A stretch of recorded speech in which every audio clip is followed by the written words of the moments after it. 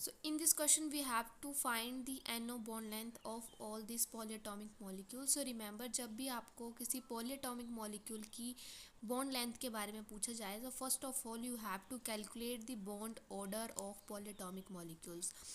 For that we have a formula. ये formula है जिसमें आपको ज़रूरी है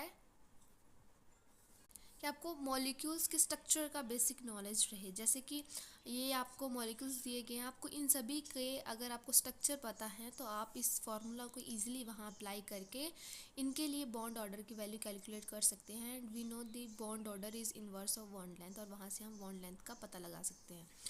तो पॉलीएटॉमिक मॉलिक्यूल्स के लिए जो बॉन्ड ऑर्डर का फार्मूला रहता है that is number of resonating bond divided by number of resonating structure. So let us understand this formula with an example. So first of all we will calculate the bond order for NO2 negative. So NO2 negative के लिए जो हमारा structure रहता है molecule का वो इस तरीके का रहता है। तो इसके लिए यहाँ पे आपको रेजोनेटिंग बॉन्ड अगर कैलकुलेट करने हैं तो आप कैसे कैलकुलेट करोगे। जैसे देखो यहाँ पे टोटल नंबर ऑफ जितने भी बॉन्ड्स प्रेजेंट होंगे मॉलिक्यूल में that will be the resonating bond. जैसे 1 2 3, सो देयर आर 3 बॉन्ड्स। और रेजोनेटिंग स्ट्रक्चर आप कैसे कैलकुलेट करोगे, जो भी मॉलिक्यूल के सबस्क्रिप्ट में वैल्यू दी गई होगी that will be our number of resonating structure. जैसे यहाँ पे 2 है तो आंसर विल बी 3/2। सो इसके लिए बॉन्ड ऑर्डर की वैल्यू जाएगी 1.5।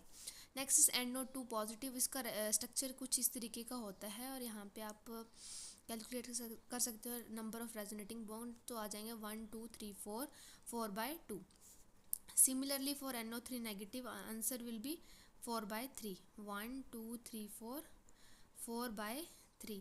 सो इस तरीके से यहाँ पे आप इन सभी का बॉन्ड ऑर्डर कैलकुलेट कर सकते हो। तो हमारा जो आंसर आ जाएगा वो आ जाएगा NO3 नेगेटिव की बॉन्ड लेंथ सबसे ज़्यादा आएगी, फिर NO2 नेगेटिव की उससे कम, एंड लास्ट में NO2 पॉजिटिव।